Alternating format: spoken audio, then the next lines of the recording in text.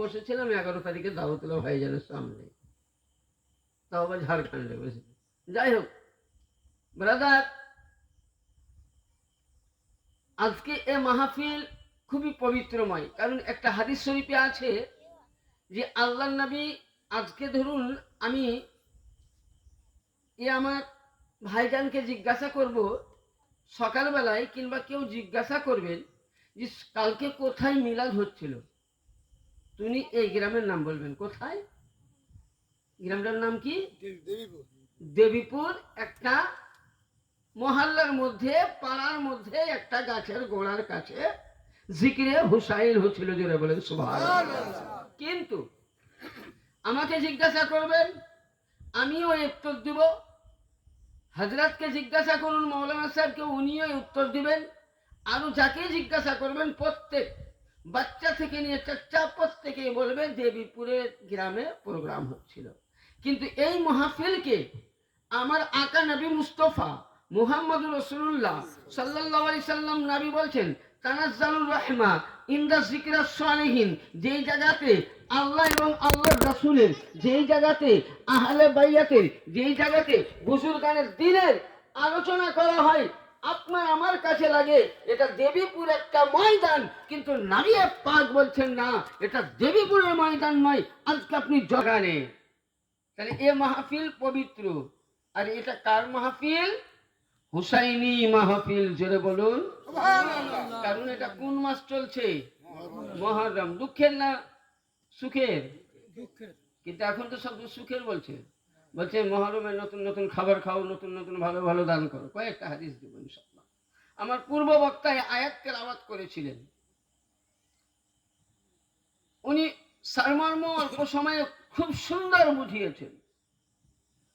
যখন এ আয়াতে মুকাদ্দাসা নাজিল হয়, কুল্লা আসআলুকুম আলাইহি আজরান ইল্লাল মুআদ্দাতা ফিল কুরবা, এ আয়াত নাজিল হয়েছিল কার জন্য?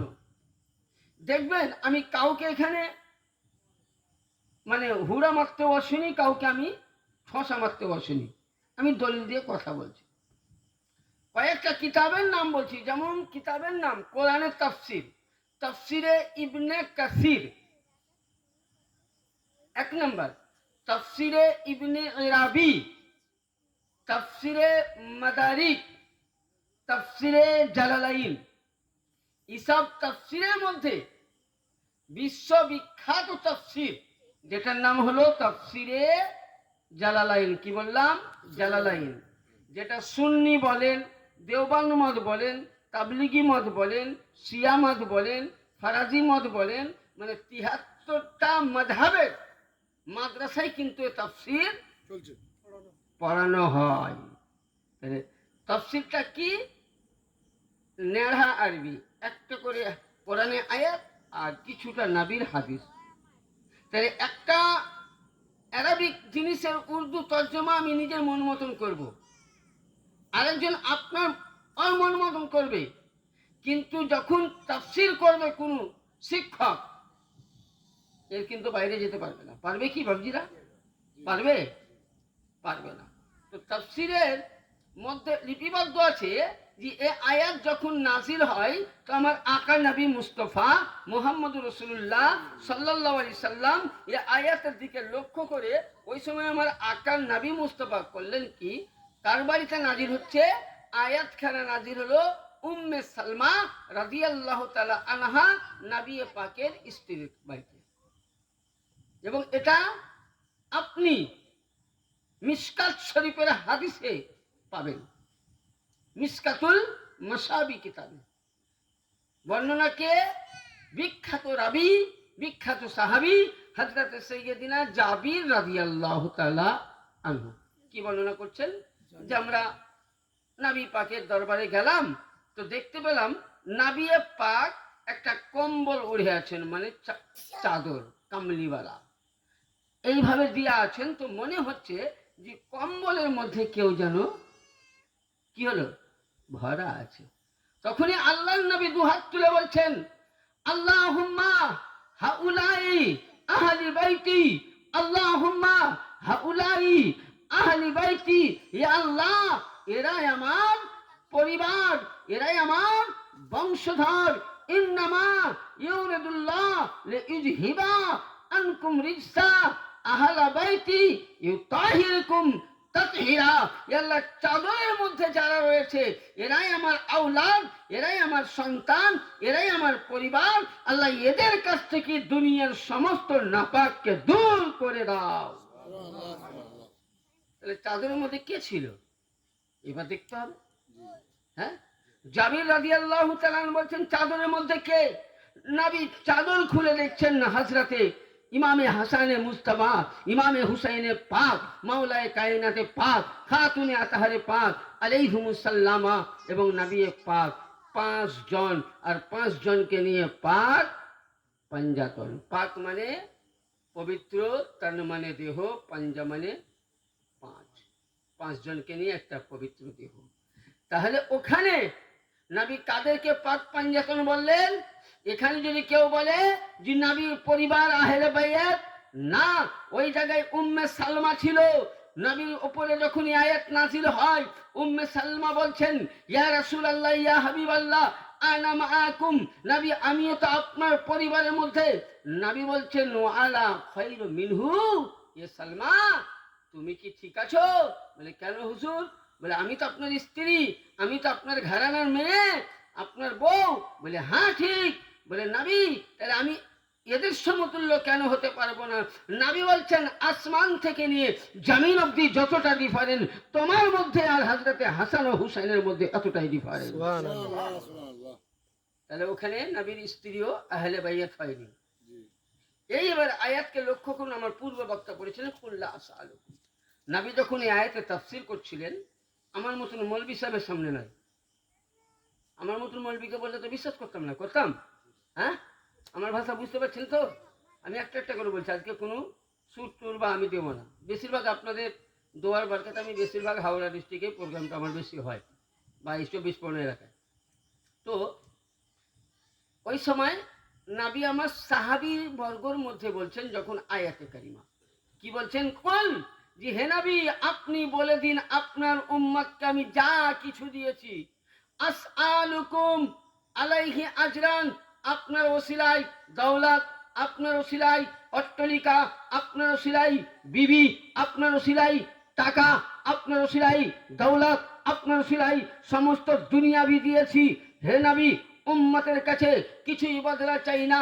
আমার আকা বলছেন, হে রব্বে কাদির, তাহলে আমার উম্মতের কাছে কি চাও? আল্লাহর পাক বলছেন, ইল্লাল মুআদ্দাতা ফিল কুরবা, আমি আসমান দিয়েছি, এর বদলা যদি দিতে চাই তোমার আহলে বাইতকে ভালোবাসতে বলো। আমি জমিন দিয়েছি উম্মতকে, এর বদলা দিতে গেলে আহলে বাইতকে ভালোবাসতে বলো। আমি দৌলত দিয়েছি উম্মতকে, আহলে বাইতকে ভালোবাসতে বলো। আমি টাকা দিয়েছি উম্মতকে সংসার চলার জন্য, একে আহলে বাইতকে ভালোবাসতে বলো। আমি আল্লাহ যা দিয়েছি এদেরকে বলো যে আমার আহলে বাইতকে ভালোবাসবে, নবীর ঘরানাকে ভালোবাসবে। আমি আল্লাহ যা দিয়েছি এর বদলা মনে করে মেনেই নিব। আল্লাহ কি বললেন? আমার আহলে বাইত, কুরবি লোক, আহলে বাইত করিবি। এই সময় এই তাফসীর যে কিতাবগুলোর নাম বললাম, এখানে সাহাবীরা বলছেন, কি বলছেন? قال يا رسول الله هؤلاء وجبت عليك موداتك, যে ইয়া রাসূলুল্লাহ, ইয়া হাবিবাল্লাহ, এমন কোন ব্যক্তি যাদের জন্য কোরআন বলতেছে তাদের প্রতি মোহাব্বত করা ফরজে আইন। কি বললাম? নামাজ পড়া কি ফরজ না সুন্নত? আওয়াজ করবেন। নামাজ পড়া কি? আমার ভাষা বুঝতে পারছেন তো? নামাজ পড়া কি ফরজে আইন। আচ্ছা, এক ওয়াক্ত যদি নামাজ কাজা হয় তো নেকি হবে না গুনাহ হবে? নেকি হবে না? কাজা হলেও নেকি হবে না? আচ্ছা, তাহলে নামাজ ফরজে আইন। পয়সাওয়ালাদের জন্য যাকাত দেওয়া ফরজ, টাকাওয়ালার জন্য হজ করা ফরজ, প্রতিটা মুসলমানকে কলমা পড়া ফরজ, সত্রে আওরা ঢাকা ফরজ। তাহলে আমি এখন করছি কি? আল্লাহর হুকুম মানলাম। আমি বলছি, অনেকে বলছে কোরআনে যা বলে আমি তাই মেনে নেব। মিডিল আমি একটা তফসির দিলাম। দেখুন, শুধু যদি মনে করেন যে আমি এই কোরআন নিয়ে চলবো, আমি কোরআন ছাড়া যাব না, তাহলে আপনি গুমরা হয়ে যাবেন। গুমরা হবেন না? এবার একটা ছোট্ট উদাহরণ দিই। যেমন ধরুন আমরা অজু করি, তো প্রথমে কি করি? ধুই। তারপরে কুল্লি করি, মঞ্জন করি, তারপরে 3 বার গাড়গাড়া করি, নাকে পানি দিই। আচ্ছা, এগুলো তো কোরআনে নাই, আছে? কোরআনে কেবল, কথাটা খুব ব্রেন দিয়ে শুনবেন, কেউ যদি বলে কোরআন নিয়ে চলবো, কোরআন ছাড়া আমি কিছু মানি না, আমি চ্যালেঞ্জ করে বলছি, সে মৌলবি হোক, পীর সাহেব হোক, হাজি সাহেব হোক, কাজী সাহেব হোক, যেই হোক, শুধু যদি কোরআন মেনে চলে সঙ্গে সঙ্গে পথভ্রষ্ট কাফির হয়ে যাবে, মুসলমান থাকবে না। কারণ কোরআন শরীফে সর্বপ্রথম কি বলা হয়েছে? কোরআন শরীফে ওযু করতে বলা হয়নি। 5 পারা সূরা নিসার মধ্যে খুলে দেখবেন, আল্লাহ পাক বলছেন কোরআনের মধ্যে যে সর্বপ্রথম তোমরা এই মুখমণ্ডল ধোও, 2 নাম্বার এই হাত ধোও, 3 নাম্বার মাথার মাসা করো, 4 নাম্বার পা ধোও। কিন্তু মুখ আমরা কবার ধোই? কয়বার ধোই? কিন্তু কোরআন 3 বার বলেনি, 2টা বলেছে। আমার মশলা খুব বুঝবেন, তবে নাহলে আপনি কোরআনের হাদিসের তাফসীর বুঝতে পারবেন না। কোরআন বলতেছে মুখমণ্ডল ধোও, আর মাথা কি বলে? মাসা করো, হাত ধোও, পা ধোও। এই 4টা ধুয়ে আপনি যদি আল্লাহু আকবার করে নামাজে দাঁড়ান, তো নামাজ হবে? কেন হবে না? এটা তো বলছে আমরা কোরআন ছাড়া মানব না, করে না, হেলে ভাইদের কথা না। আমি বলছি আসো, আছে কিনা দেখাচ্ছি। কোরআন কি আছে আমি দেখিয়ে দিচ্ছি খুলে। তাহলে কোরআন কে বুঝতে গেলে রাসূলের হাদিসে কি হয়? বুঝতে হবে, প্রয়োজন আছে। ইয়ানি কোরআন বলতেছে ধুতো করো, ঠিক, হাত ধুতো করো, মুখ ধুতো করো, মশা করো, পায়ে ধোও। এটার ব্যাপার জানতে গেলে তাফসীর যেতে হবে, হাদিস যেতে হবে। তো বেরাদার, যেমন কোরআনের মধ্যে ওযু লিখা নাই, কোরআনের মধ্যে নামাজ লিখা নাই, কোরআনের মধ্যে সাদকা লিখা নাই, কোরআনের মধ্যে হজের বয়ান লিখা নাই, তাহলে এগুলো বুঝতে গেলে তাফসীরের দরকার। তো বেরাদার, ওইরূপ আল্লাহর নবীর দরবারে বলতেছেন, ইয়া রাসূলুল্লাহ, ইয়া হাবিবাল্লাহ, আজকে যাদের প্রতি যেমন নামাজ পড়া ফরজ, তাদেরকে ভালোবাসলে এদেরকে মোহাব্বত করতে হবে। ফরজ সে কোন ব্যক্তি? আল্লাহর নবী বলছেন, ওয়া আবনাহুমা আলী ও ফাতেমা, হযরতে আলী, ফাতেমা এবং তার 2 সন্তান। জোরে বলুন সুবহানাল্লাহ, সুবহানাল্লাহ। তাহলে কয়টা হলো? 4 জন। জি, 4 জন। তাহলে আমি নামাজ পড়বো, ফরজ মেনে নিব। আমি রোজা রাখবো, ফরজ মেনে নিব। হজ করব, ফরজ মেনে নিব। যাকাত দিব, মেনে নিব। কিন্তু যখনই বলবো আহলে বাইতের মোহাব্বত করো, তো বলে এটা কোনো দলিল নাই। তাহলে এবার বলেন, আমার পূর্ব বক্তা আপনাদেরকে টাচ দিয়েছে সামান্য কি, যে আহলে বাইতের মোহাব্বত ছাড়া কোনো ইবাদত হবে না, ইনশাআল্লাহ আগাবেন। এবার আহলে বাইত এদেরকে কেন করলেন বুঝতে হবে আগে। শুধু ইমামে হুসাইন করলে হবে না, আগে বুঝতে হবে। এবার আসুন, যখন মক্কার জামিনে নাবিকে টান দিয়েছিল, টান মানে বুঝেন, মানে ঠাট্টা করেছিল কি?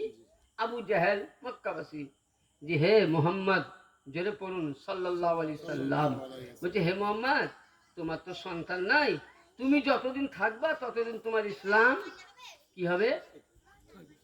থাকবে। তুমি চলে যাওয়ার পর ইসলাম আর থাকবে না। আচ্ছা বলেন, আদম আলাইহিস সালাম চলে গেছে, আদমের ইসলাম আছে? শীষ নবীর আছে? দাউদ নবীর ইসলাম আছে? ইয়াহিয়া নবীর ইসলাম আছে? জাকারিয়া নবীর আছে? আমার রাসূলের আগে মতান্তরে 1,24,000 বা মতান্তরে 2,23,999 জন নবী ও রাসূল, এদের কি ইসলাম এখন আমরা দেখতে পাই? এদের কথা আলোচনা হয় বা আগেকার উম্মতরা করেছে? না।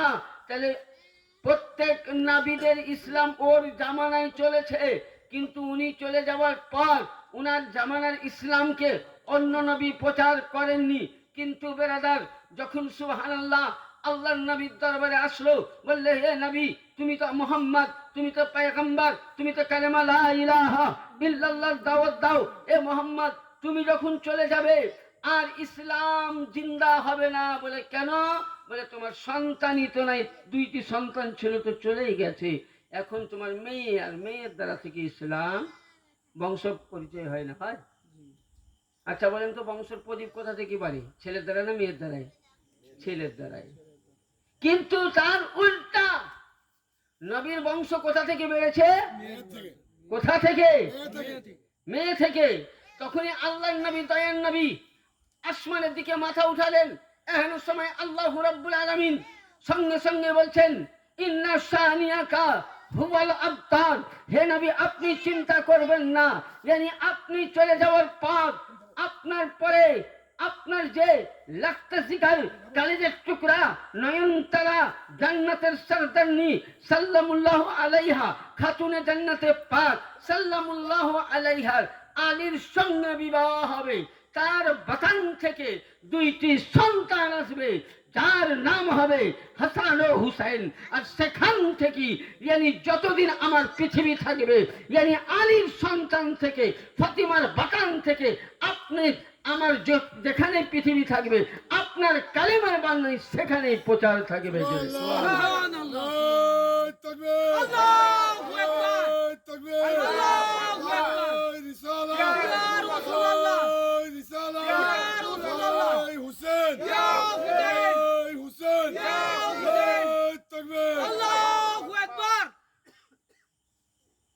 তখনই আল্লাহর নবী বললেন যে কিয়ামতের দিনে কোন নবীর পরিচয় থাকবে না, কোন নবীর নামের পরিচয় থাকবে না, কোন নবী বংশের পরিচয় থাকবে না।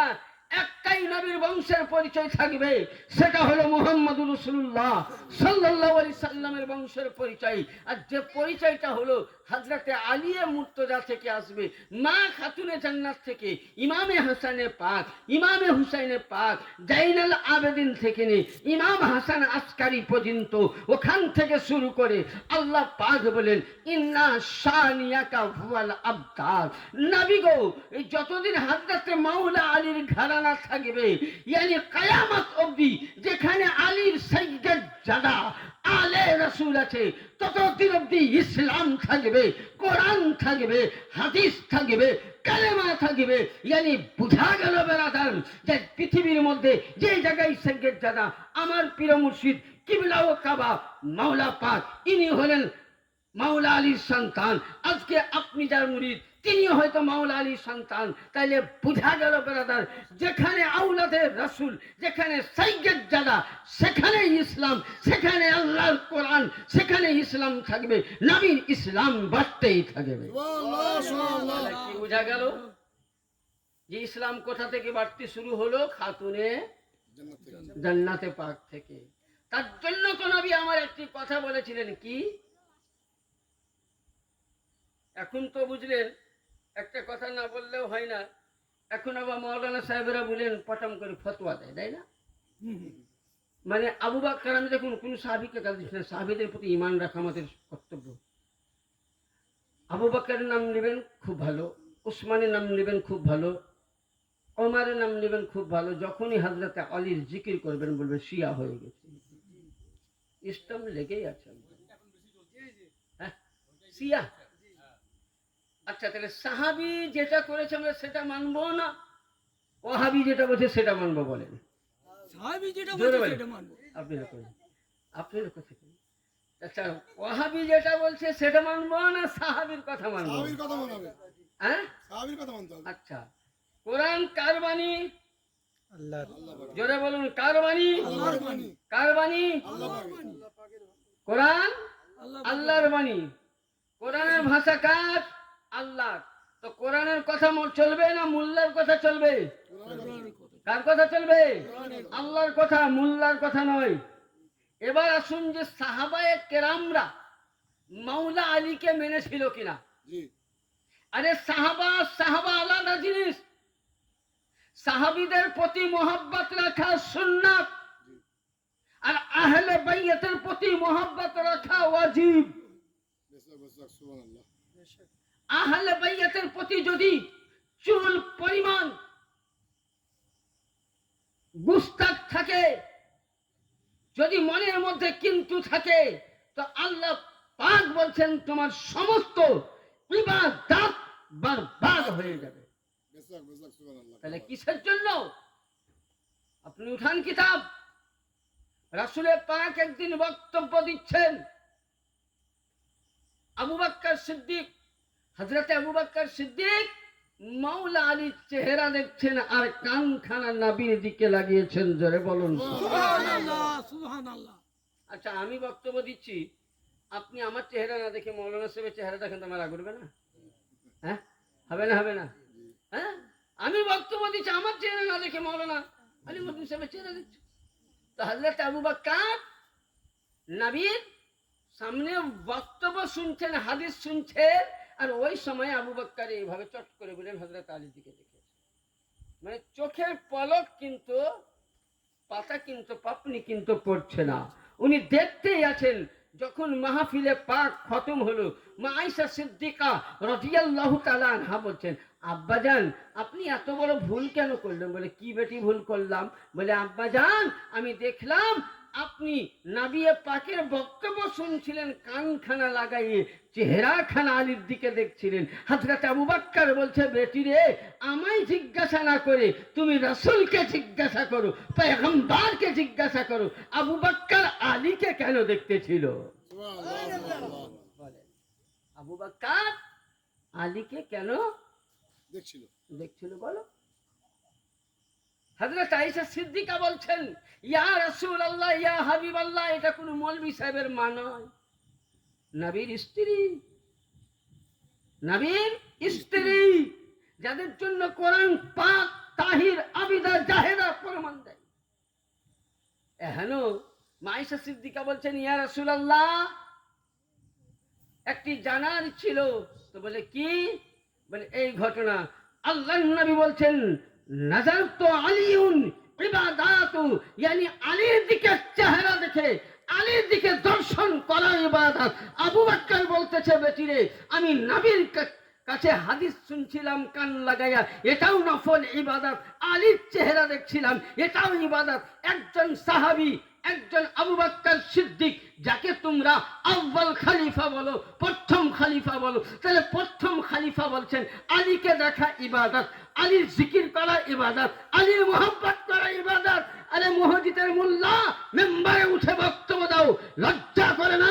যেই মেম্বারে বলো এটা রাসূলের মেম্বার, ওই মেম্বারে আবু বকর বলেছেন, নাজারতু আলী ওয়াজহু যিকরুল্লাহ, আলীকে দেখা ইবাদত। যদি সত্যিকারে আবু বকরের আশিক হয়ে থাকো, তো আবু বকরের নকশে কদমে চলো আর আলীর জিকির করো। আর যদি সত্যিকারে তুমি নামেই মুসলমান, কামে নয়, তুমি মোল্লা খাবার জন্য, হাদিসের নয়, তাহলে জেনে নাও তুমি আবু বকর সাহাবীকে মাননি নামের জন্য। তার জন্য আল্লাহ বলছেন, ফি নারে জাহান্নাম খালিদিন। সুবহানাল্লাহ, সুবহানাল্লাহ, সুবহানাল্লাহ। তাহলে কি দলিল পেলাম? সত্যিকার যদি সাহাবী মানি আমরা, তাহলে আবু বকরকে মানো। তো আসো, আবু বকর বলছে, আমি বলছি না। বলে, কোন কিতাবে আছে? তাহলে কিতাবটার নাম বলে দেই। অবশ্যই এখানকার মৌলভী সাহেবরা খুঁজে পাবে না। এগুলো হলো কেরালার কিতাব, যে কেরালা মাসে পড়াশোনা করেছে একমাত্র ওর কাছেই আছে। কাঞ্জুল মাল, ৪র্থ খণ্ড, সফা নম্বর ১২৫। কি বলছে? যে আলীর চেহারা দেখা কি ইবাদত। কে বললেন? আবু বকর। আচ্ছা, এই কথাটা যদি কেউ অমান্য করে তো সে মুসলমান হবে? আমরা বলছি যে সাহাবায়ে কেরামের রাস্তায় চলবো, সাহাবী যে রাস্তায় চলেছে সে রাস্তায় চলো, আমি রাজি। সাহাবী রাস্তায় যেতে রাজি, আসো। যেমন নবী পাক বিদায় হজ করে আসছেন। কি করে আসছেন? বিদায় হজ। গাদিরে খুম একটি জায়গা, মক্কা এবং মদিনার মিডিল জায়গায়। তো আল্লাহর নবী, এটা কোথায় আছে? এই কিতাবটা আপনি পাবেন, প্রত্যেক মাদ্রাসাতেই পড়ানো হয়, মিসকাতুল মাসাবিহ। প্রতি মাদ্রাসায় বুখারী, মুসলিম, সিয়াসিত্তা পড়ার আগে কিন্তু এই কিতাব পড়ানো হয়। এইসব কিতাবের ওজন গুলো 7 কেজি 8 কেজি আনা যায় না, তো তার জন্য আমাদেরকে নোট করতে হয়। ল্যাপটপও আছে আমার, মাশাআল্লাহ, ল্যাপটপে ভরা থাকে, তো আজকে ল্যাপটপ নিয়ে আসলাম না। তো যাই হোক ব্রাদার, হাদিস শরীফের মধ্যে মিসকাতুল মাসাবির মধ্যে আছে, নাবি আমার একটি উঁচু জায়গার মধ্যে বসলেন, বসে কি বলছেন? হযরতে জায়েদ বিন আরকাম রাদিয়াল্লাহু তাআলা হাদিস বলছেন, আন জায়েদ বিন আরকাম ক্বালা ক্বালা রাসূলুল্লাহ সাল্লাল্লাহু তাআলা আলাইহি সাল্লামা ইন্নী তারিকুম ফিকুম মা ইন তামসকুম লান তাদিল্লু বা'দা আহাদাহুমা মিন আখাযু কিতাবাল্লাহ। ইয়ানি হযরতে জায়েদ বিন আরকাম রাদিয়াল্লাহু তাআলা থেকে বর্ণিত আছে, রাসূলে পাক সাল্লাল্লাহু আলাইহি সাল্লাম উঁচু জায়গার মধ্যে দাঁড়িয়ে গেলেন। নবী বলতেছেন কজন সাহাবীর মধ্যে? ওই সময় কোনো মক্কাবাসী ছিল না, মদিনাবাসী ছিল না, কেবল ছিল নবীর 1,25,000 সাহাবী। কত ছিল? 1,25,000 সাহাবী। আচ্ছা, এই মজমুয়া ভুল হবে? হ্যাঁ, ওরা নাপাক অবস্থায় ছিল বলেন? জি না, বিনিয়োজিত ছিল? জি না, কার সাথে ছিল? নবীর সঙ্গে। কোন সাহাবী? জান্নাতি সাহাবী, তাই তো? জি তাহলে ওই সাহাবীদের মজমুয়াতে নবী বলছেন, কি বলছেন? বলছে আমি কে? বলে ইয়া রাসূলুল্লাহ, আপনি আমাদের নেতা, আপনি আমাদের নবী, আপনি আমাদের রাসূল। বলে আপনার পাওয়ার? নবী বলছেন আমার পাওয়ার কি? বলে আল্লাহর যা কিছু আছে পরে আপনার সব। নবী তখন বলছেন শোনো শোনো, এ মক্কাবাসী, এ মদিনাবাসী, 1,25,000 সাহাবীর মধ্যে নবী করলেন কি? হযরতে মাওলা আলীর হাত দুখানাকে উত্তোলন করে বলেছিলেন, মান কুনতু মাওলাহু ফাহাদা আলিউন মাওলা। এ মদিনাবাসী নয়, এ দুনিয়াবাসী নয়, এ সাহাবীর মজমুয়া শুনো, আমি যার মাওলা, আমি যার আকা, আমি যেমন নবীদের মাওলা, ফারিস্তাদের মাওলা, আসমানের মাওলা, জমিনের মাওলা, চন্দ্রের মাওলা, সিতারের মাওলা, নামাজের মাওলা, কোরআনের মাওলা, হাদিসের মাওলা, যাকাতের মাওলা, আমি যার যার মাওলা ছিলাম, আজ থেকে সমস্ত জিনিসের দায় দায়িত্ব মাওলা হিসাবে মাওলা আলীকে আমি করে গেলাম। আল্লাহু আকবার, আল্লাহু আকবার, আল্লাহু আকবার, হায়দারি, হায়দারি, রিসালাত, আল্লাহু আকবার, আল্লাহু আকবার। দাদা, তাহলে নবী কি বললেন? আমি যার যার মাওলা ছিলাম, সকলের মালিক কে? এবার এর একটা এখন প্রশ্ন উঠিয়েছে, বুঝলেন কি ছিল? বলছে তাহলে আবু বকর সিদ্দিক কি খলিফা ছিলেন? অবশ্যই ছিলেন। এ খলিফা আলাদা, ও খলিফা আলাদা, বুঝতে হবে। আচ্ছা, ভারতের প্রধান কটা হয়? ভারপ্রাপ্ত মেলা কটা, কিন্তু একজন প্রধানমন্ত্রী, তাই তো? হ্যাঁ, এই নামটা বলি না, স্বরাষ্ট্রমন্ত্রী, অঙ্কমন্ত্রী, তো ভাগ আছে। তো আবু বকর, ওমর, ওসমান যারা খলিফা ছিলেন, এরা দুনিয়াবি খেলাফত প্রাপ্ত ছিলেন, দুনিয়াবি খলিফা ছিলেন। লোককে ভালো থেকে খারাপে আনা, ভালো থেকে ভালোর মধ্যে নিয়ে আসা, খারাপ থেকে মন, খারাপ থেকে ভালোতে নিয়ে যাওয়া, তাদেরকে সামলাবার জন্য খলিফা ছিলেন। কিন্তু নবী আমার মাওলা আলীকে যে খেলাফত দিয়েছিলেন, সে খেলাফত স্বয়ং আল্লাহ পাক দেননি।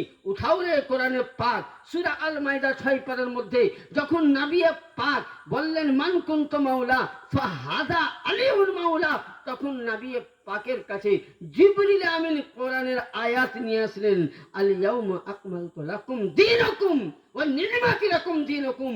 হে নবী, যখন মাওলা আলীকে আপনি শ্রেষ্ঠ বলে ইসলামের নেতা করে গেলেন, আজকে আপনার ইসলাম পরিমুকাম্মাল হয়ে গেল। সুবহানাল্লাহ, আল্লাহু আকবার, আল্লাহু আকবার, আল্লাহু আকবার, রিসালাত, ইয়া রাসূলুল্লাহ, আলী, ইয়া আলী, রিসালাত, ইয়া রাসূলুল্লাহ, আল্লাহু আকবার। তাহলে কি বোঝা গেল?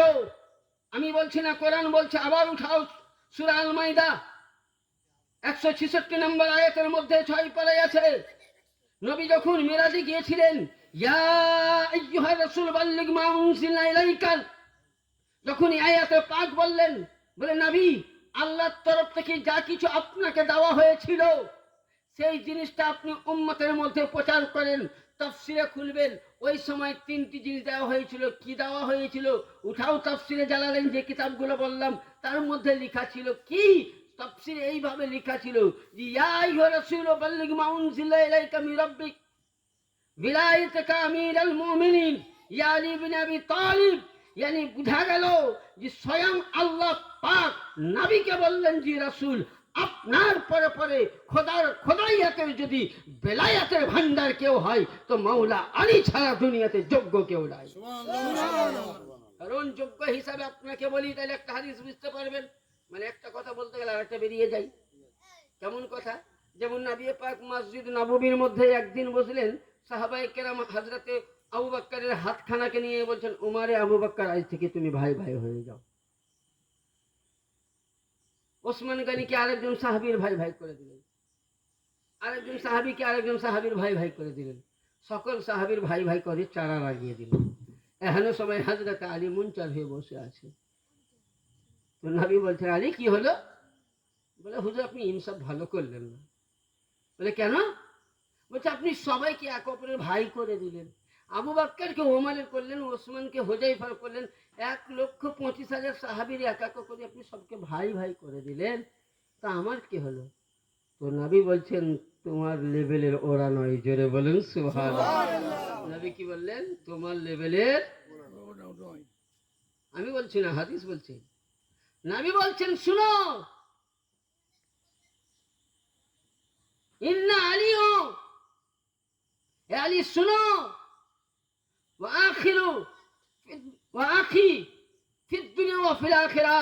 আমি ওমর ওসমানকে এক অপরে ভাই ভাই করেছি, এরা এক অপরের লেভেলের মধ্যে, এদের মধ্যে তোমার লেভেল কাউরির মেলেনি, একমাত্র আনতা আলিউন আখিরু, ইয়ানি এ আলী আমি হলাম তোমার লেভেল, তুমি আজও আমার ভাই, কাল কিয়ামত অবধি আমার ভাই হয়ে থাকবে। তাহলে বলুন বেরাদার, আলী তো নূর, আলীর আওলাদ নূর, খাতুনে জান্নাত নূর, হাসান নূর, হুসাইন নূর, জাইনুল আবেদিন নূর, মুসা কাসিম নূর, মুসাজুন নূর, হযরতে বাকির নূর, ইমামে হাসান আসকারি নূর, এমনকি আব্দুল কাদের জিলানী নূর, এমনকি বেরাদার মাওলা পাক নূর, গৌসে সানি পাক নূর, কুতুবে বারি পাক নূর, ইয়ানি এই সিলসিলায় যারাই এসছে প্রত্যেকেই নূরুন আলা নূর। আমার হুজুর পাক কিবলা ও কাবা তিনিও নূর। তার জন্য বেরেলিদের সরতাজ আহমদ রেজা বলছে, তেরে নসলে পাক মে হে বাচ্চা বাচ্চা নূর কা, তু হে ইনে নূর নবী তেরা সব ঘরানা নূর। আল্লাহ সুবহানাল্লাহ, নারায়ে তাকবীর, নারায়ে তাকবীর, নারায়ে রিসালাত, নারায়ে আলী, নারায়ে আলী, হাক্কানি আলেমে দ্বীন, হাক্কানি আলেমে দ্বীন, নারায়ে তাকবীর, আল্লাহু আকবার। তাহলে এখানে বুঝা গেল আলীর লেভেল কোথায়। তোমরা বলো আলী আলী, আলীকে সিয়া করনে वाला, আলী আলী করনে वाला সিয়া। আরে যাদের মধ্যে আলী নাই তার মধ্যে নামাজ সঠিক নাই, যার মধ্যে আহলে বাইত নাই তার মধ্যে ঈমান নাই। কারণ এখানে হাদিসে গাদিরে খুমের মধ্যে যখন নবী বললেন তোমাদের মাওলা আলী, ওই সময় হযরতে সাইয়্যিদিনা আবু বকর কে, আবু বকর এবং হযরতে ওমর চট করে দাঁড়িয়ে গেলেন। দাঁড়িয়ে কি বলছেন? সঙ্গে সঙ্গে দাঁড়িয়ে যাওয়ার পর হযরত আবু বকর, দেখবেন কোন মানুষ যখন ভোটে জিতে তখন কি করে, এদিকে একজনের ট্যাং ধরে, এদিকে একজনের ট্যাং ধরে, ওকে ছাড়ে না হারে, মানে পইলেও কি বাঁচলে দেখা দেখি নাই, জিতেছি তো, সে 4টা ভোটে জিতে 5টা ভোটে জিতেছি। তো যখনই নবী বললেন যে আমার পরে মাওলা আলী হবে, ওই সময় আবু বকর একটাকে ধরে আর এদিকে ওমরে ফারুক ধরে দুইজনে ঘাড়ে নিয়ে বলছেন, বক বক ইয়া ইবনে আবি তালিব। বলুন বলছে, বক বক ইয়া ইবনে আবি তালিব। আর কি বললেন তখন? বলছেন, আমসিত আসহাবুকুম ইন্না মাওলা মাওলাকুম কুল্লু মুমিনুন। আবু বকর সিদ্দিক ওমর ধরে হযরতে আলীকে সর্বপ্রথম ঘাড়ের মধ্যে উঠিয়ে বলেছিলেন, হে হযরত আবু তালিবের সন্তান মাওলা আলী, তোমাকে স্বাগতম জানাই।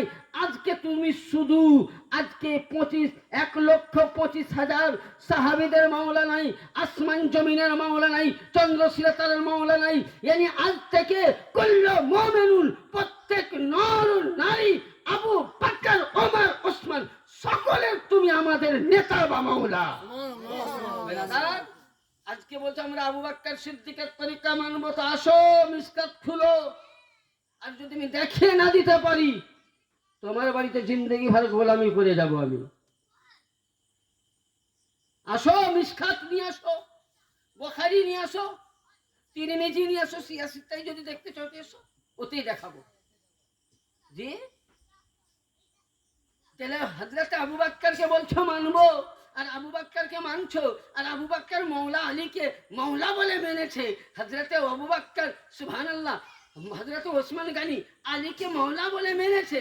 হযরত আবু বকর বলছে আলীকে দেখা ইবাদত। তাহলে বেরাদার, যে সাহাবীর নকশে কদমে চলতে চাও, তাহলে তোমরা তো সাহাবী মানো না। যে সাহাবী মানেন না, যে মুখে বলে সাহাবী মানি, সে কখনো মুসলমান হতে পারে না। তাকে বেদিন ছাড়া কিছু আর বলা যাবে না। বেরাদার, তাহলে হযরত আলী পাকের মসলা হলো সাহাবী। এবার আসুন, যে আমরা রাসূল পাক সাল্লাল্লাহু আলাইহি সাল্লাম হযরতে মাওলা আলীর ব্যাপারে কি বলেছেন। অনেকে বলছে যে মাওলা আলীর ব্যাপারে একদিন একটা হাদিসে পাক আছে, কোরআনে আয়াতও আছে, আমি পড়তে গেলে অনেক সময়ের দরকার। আল্লাহর নবী একদিন মসজিদ নববীতে বসে আছেন, আবু বকর সিদ্দিক বলছেন ইয়া রাসূলুল্লাহ, ইয়া হাবিবাল্লাহ, কিয়ামতের দিনে ইমাম ধরে উম্মতকে ডাকানো হবে। জোরে বলুন সুবহানাল্লাহ। প্রতিটা নবীর ইমাম ধরে একটা করে উম্মতকে ডাকা হবে। তো আমাদের ইমাম কে? আমাদের ইমাম কে? তো নবী আমার চুপ হয়ে গেলেন। কিছুক্ষণ পর আবার প্রশ্ন আসলো, নবী চুপ। যখন মসজিদুন নববী দিয়ে মাওলা আলী আসছেন, নবী বলছেন আবু বকর জিজ্ঞাসা করো, কি জিজ্ঞাসা করতে চাও? বলে হুজুর কিয়ামতের দিনে ইমাম নিয়ে জিজ্ঞাসা করা হবে, তো আমাদের ইমাম কে হবে? বলে দেখতে চাও? বলে হ্যাঁ ইয়া রাসূলুল্লাহ। বলে তোমার আমার ইমাম মাওলা আলী হবে। জোরে বলেন সুবহানাল্লাহ, সুবহানাল্লাহ, সুবহানাল্লাহ। তাহলে আলীর শান বুঝতে গেলে যেমন একটা ছোট্ট কথা বলি, নামাজ পড়তে গেলে ওযুর প্রয়োজন আছে না নাই? আছে। জোরে বলেন আছে। ওযু দরকার? এই পেছনওয়ালা ঘুমাচ্ছে। জি হ্যাঁ, ওযু দরকার। জোরে কথা বলো। নামাজ পড়তে গেলে ওযুর দরকার আছে না নাই? হ্যাঁ, ওযুর দরকার। যেমন নামাজ পড়তে গেলে ওযুর প্রয়োজন আছে। নামাজ যদি নাপাক অবস্থায় পড়তে যান, নামাজ হবে না, গুনহাতে ভরপুর হবেন। নামাজ কাজা আদায় করতে হবে। নামাজ পড়তে গেলে ওযুর দরকার। নামাজ পড়তে গেলে ওযুর দরকার। নামাজ জানতে গেলে ওযুর প্রয়োজন আছে। নামাজ বুঝতে গেলে আগে ওযুর প্রয়োজন আছে। যেমন নামাজ পড়তে গেলে ওযুর প্রয়োজন, আলীকে জানতে গেলে হালালি মায়ের হালালি বেটা হতে হবে। হারামি বেটা হলে আলীর শান বোঝা যাবে না। সুবহানাল্লাহ, সুবহানাল্লাহ। अली के बुझते गले हलाली माँ का बेटा होना चाहिए। हराम खाने वाला कभी अली को नहीं समझ सकता। अरे अली को समझने के लिए वली मिलना चाहिए। अली को समझने के लिए अबू बकर को मिलना चाहिए। अली को समझने के लिए उस्मान गनी से पूछो। अली को समझने के लिए उमर से पूछो। अली को समझने के लिए गौसे पाक से पूछो। अली को समझने के लिए कुतुबे पाक से पूछो। अली को समझने के लिए गौसे सानी से पूछो। अली को समझने के लिए मौला पाक से पूछो। अली को समझने के लिए हुजूर आला से पूछो। अली को समझने के लिए हजरत बड़ो पीर दस्तगीर से पूछो। अगर आली को जानना है तो वली के पास चलो। अगर आली को पहचानना है वली पकड़ो। अगर वली ना पकड़ो तो आली ना मिले तुम। সুবহানাল্লাহ, কি বাত। তাহলে কি ব্যাপার? আলী জানতে গেলে হালালি হতে হবে। খালি আমি আলেম হয়ে গেলাম, হইলাম না। হ্যাঁ, মনে তো লম্বা পাঞ্জাবি টুপি পরে নিলাম, লম্বা দাড়ি বলে। আচ্ছা, লম্বা টুপি পরলে কি ইমান হওয়া যায়? লম্বা পাঞ্জাবি পরলে ইমান হওয়া যায়? যদি লম্বা জুব্বা পরি হতো বলেন, তাহলে আগে স্বামী বিবেকানন্দ হতো, হতো না? জি, ওর মতন লম্বা দাড়ি পাঞ্জাবি কেউ বলেছিল? আমাদের দুই পাঞ্জাবি ছিল। ও তো পাগড়ি পরি। জি আর যদি বড় বড় দাড়ি তুলে, বুঝলেন, জান্নাতি যেত, তো রবীন্দ্রনাথ ঠাকুর আগে যেত। কি জি জি হ্যাঁ, বড় বড় লেকচার দিলে যদি মানে জান্নাতে যায়, তাহলে আগে নরসিংহ রায় যেত। তাহলে টুপি নাম ইমান নয়, লম্বা পাঞ্জাবির নাম ইমান নয়, লম্বা দাড়ির নাম ইমান নয়। ইমান হচ্ছে হুব্বে আহলে বায়াত। ঈমান হচ্ছে আলে রাসূলের মুহাব্বত। আলে রাসূলের মুহাব্বত যদি আপনার কাছে না থাকে, আমি নয়, আল্লাহ পাক বলতেছেন হাদিসের মধ্যে, বুঝে সারা পৃথিবী যদি এক হয়ে যেত, তো আমি যদি সারা পৃথিবী যদি আলীওয়ালা হতো, আমি জাহান্নাম তৈরি করতাম না। যখনই বেরাদার পৃথিবীর মধ্যে দুই ভাগে ভাগ হয়ে গেল, আল্লাহ বলছেন যারা আলীওয়ালা আল্লাহ তারাই জান্নাতি, তারাই জান্নাতি, বাকি জাহান্নাম। এবার তাহলে বলবেন আলী আলী কেন বলছি না, আলী মাননেওয়ালা কিন্তু নামাজি হবে, জি রোজাদার হবে। এবার আলী কেমন করে মানতে হবে? আমি বলছি না, আমার বলছি না, কোরআন বলতেছে। আচ্ছা বলেন ব্রাদার, আল্লাহ পাক বলছেন, নবী বলছেন যে 70,000 নবীর নেকি। কত হাজার বললাম? 70,000 কত হাজার? 70,000 নবীর নেকি যদি আমার মতন গুনাহগার মৌলবীকে দেওয়া হয়, সারা পৃথিবীর মানুষের নেকি যদি আমার মতন মৌলবীকে দেওয়া হয়, আর অন্তরের মধ্যে চুলের আগালে ঠোঁটে যতটা পানি উঠে, ওই পানি পরিমাণ পাক পাঞ্জাতন আহলে বাইতের গুস্তাখি যদি করা হয়, তো 70,000 নবীর নেকি বরবাদ হয়ে যাবে, কাজে লাগবে না। পৃথিবীর মানুষের নেকি কাজে লাগবে না। কাবা বাইতুল্লাহ তুমি গেলাপ ধরেও কাঁদলেও কাজে লাগবে না, এমনকি হাজারে আসওয়াদে কাঁদলেও কাজে লাগবে না, মাকামে ইব্রাহিমে কাঁদলেও কাজে লাগবে না। তাইলে বুঝা গেল ব্রাদার যে ইমানের মূল নামাজকে মজবুত করার জন্য পাক পাঞ্জাতনের মুহাব্বত দরকার, রোজাকে মজবুত করার জন্য আহলে বাইতের মুহাব্বতের দরকার, যাকাতকে মজবুত করার জন্য আলে রাসূলের মুহাব্বত দরকার, কোরআন পড়াকে মজবুত করার জন্য আহলে বাইতের মুহাব্বতের দরকার। ব্রাদার জান্নাতে যেতে গেলে আলীর ঘরানার মুহাব্বতের দরকার। যার মধ্যে আলী আছে, আলীর ঘরানা আছে, মুহাব্বতের রাসূল আছে, ও হয়ে গেল জান্নাতি। আর আলী ছড়ানেওয়ালা জাহান্নামী। বেশক বেশক সুবহানাল্লাহ, কি বাত এটা আমার কথা নয়, কোরআনের তাফসীরে লিয়া। ব্রাদার, তাহলে আহলে বাইত কার নাম? সংক্ষিপ্ত আহলে বাইত বুঝতে পারলাম। এবার একটু ছোট্ট করে দরুদে পাক পড়ুন। আল্লাহ